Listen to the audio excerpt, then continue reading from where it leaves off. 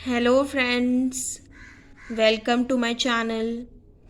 तो आज हम करने वाले हैं कक्षा 5वीं की हिंदी पाठ्य पुस्तक गुंजन का पाठ 2 भिक्षा पात्र के प्रश्न उत्तर और व्याकरण।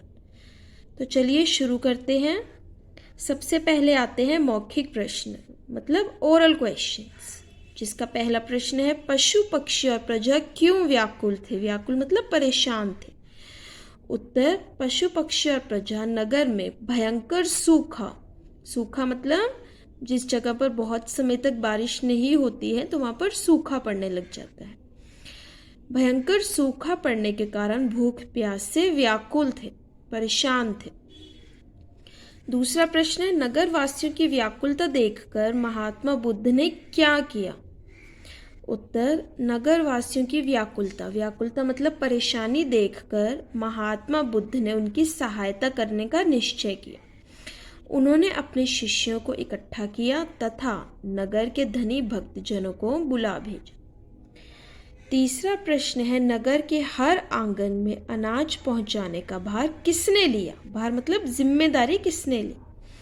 उत्तर, नगर के हर आंगन में अनाज पहुंचाने का भार भगवान तथागत मतलब भगवान महात्मा बुद्ध के प्रिय शिष्य अनाथ पिंडित की बेटी सुप्रिया ने लिया।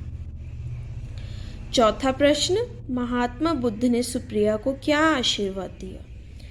उत्तर, महात्मा बुद्ध ने सुप्रिया को आशीर्वाद दिया कि तुम्हारा निश्चय पूरा हो, मतलब तुम जैसा चाहती हो वैसा ही हो। अब बारी आती है लिखित प्रश्नों की, मतलब रिटन क्वेश्चंस की, जिसमें पहला प्रश्न है महात्मा बुद्ध ने नगर के संपन्न लोगों से क्या प्रश्न किया।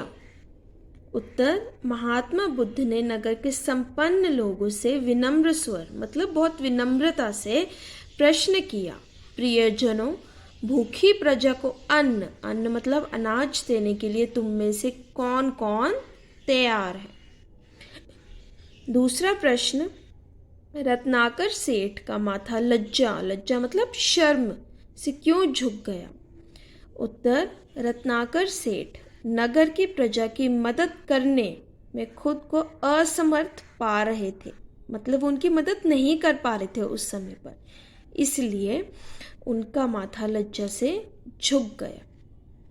तीसरा प्रश्न, सुप्रिया कौन थी, उसने बुद्ध से क्या कहा। उत्तर, सुप्रिया भगवान तथागत के प्रिय शिष्य अनाथ पिंडित की बेटी थी। उसने बुद्ध से कहा कि अन्न की कमी के कारण जो लोग बेहाल हैं वे सब उससे अपनी संतान लग रहे हैं, इसलिए नगर के हर आंगन में अनाज पहुंचाने का भार वह लेगी, मतलब उस चीज की जिम्मेदारी वह लेगी। चौथा प्रश्न, सुप्रिया की बात सुनकर धनी सेठों ने क्या किया। उत्तर, सुप्रिया की बात सुनकर धनी सेठों ने उसकी मदद की। उन्होंने अपने भंडार सुप्रिया के भिक्षा पात्र में उलीच दिए, मतलब उडेल दिए। इससे पात्र हमेशा भरा रहने लगा। भिक्षा पात्र मतलब भीख का कटोरा। तो सुप्रिया उनके घर घर जाकर उनसे मदद लेती थी। जो भी उनके पास भंडार पड़े होते थे वह उसके भिक्षा पात्र में उडेल देते थे। इससे वह पात्र हमेशा भरा रहने लग गया। अब बारी आती है दूसरे प्रश्न की। सही उत्तर चुनकर सही का चिन्ह लगाओ, मतलब सही का निशान लगाओ। जिसमें पहला है सेठ धर्मपाल को अकाल के अलावा दूसरी चिंता क्या थी।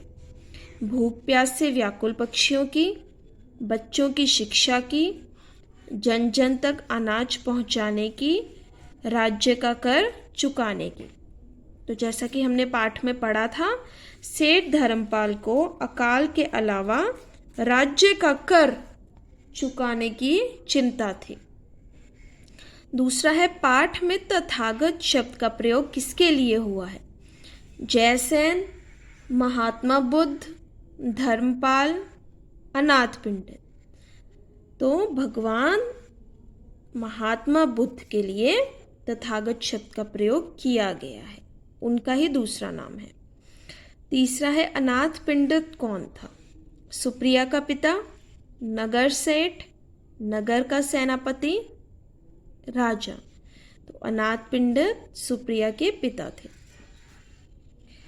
अब बारी आती है मूल्य पर प्रश्न की। विद्यालय में आपके मित्र के खाने का डिब्बा गिर जाए तो आप क्या करेंगे? तो अगर विद्यालय में लंच टाइम पर अगर गलती से आपके मित्र का खाने का डिब्बा गिर जाए तो आप उसकी कैसे सहायता करेंगे उस समय? तो यह आपको खुद सोचकर लिखना है कि आप उसकी मदद उस समय किस तरह से करेंगे। अब बारी आती है भाषा ज्ञान की, जिसमें पहला प्रश्न है नीचे दिए गए शब्दों के लिंग बदल कर लिखो। युवक, युवक क्या है? पुल्लिंग है, तो अब इसका स्त्रीलिंग होगा युवती।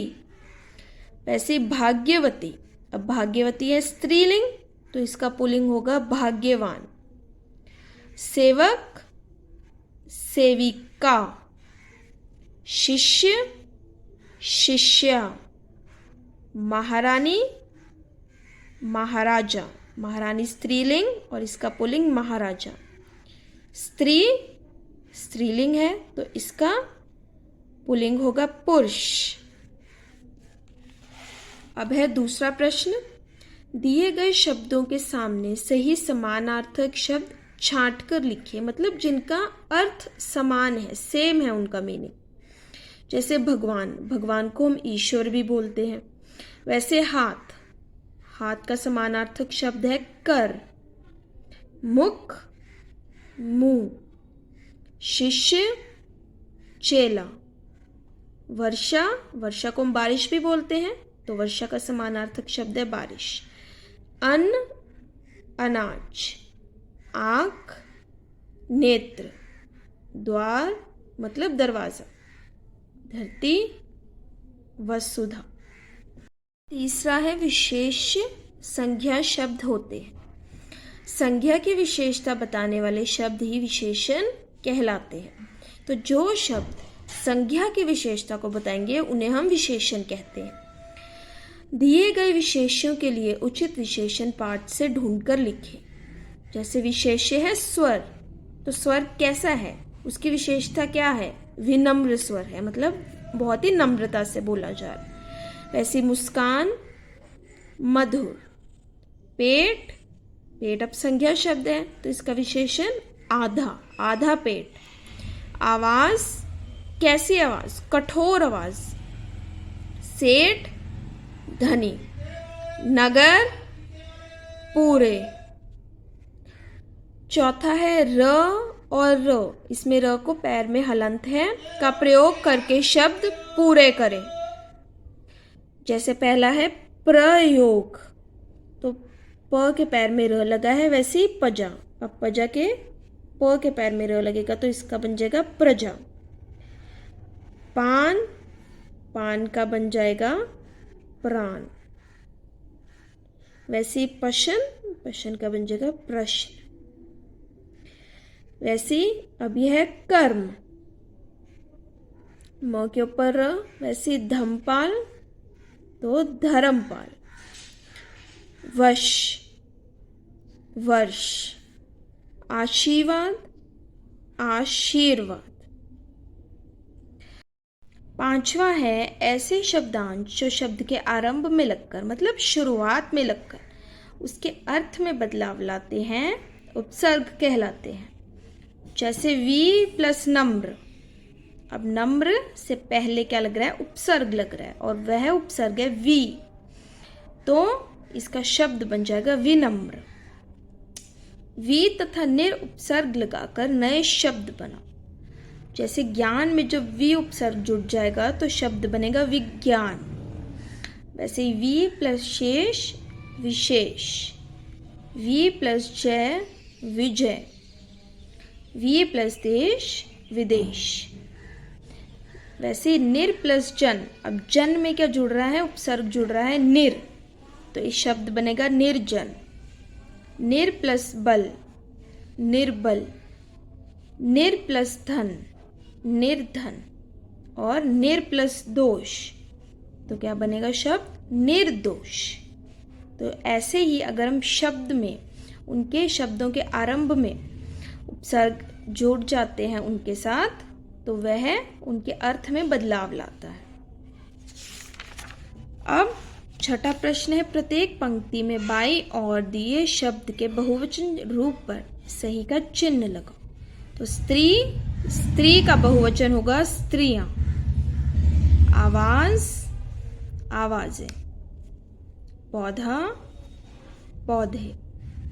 और दरार का बहुवचन होगा दरारें। तो यह थे हमारे पाठ 2 भिक्षा पात्र के प्रश्न उत्तर और व्याकरण। Thank you.